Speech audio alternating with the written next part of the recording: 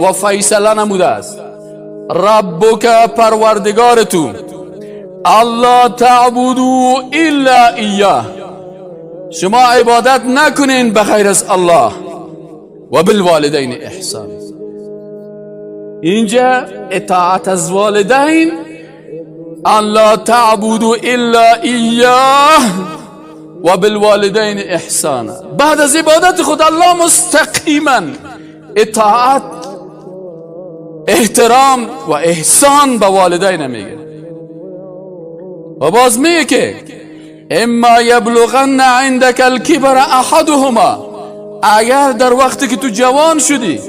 و یکی از اونا او کلاهما یا هر دویشان زنده بودن و پیر شدن و ضعیف شدن الله میگه فلا تقل لهما اف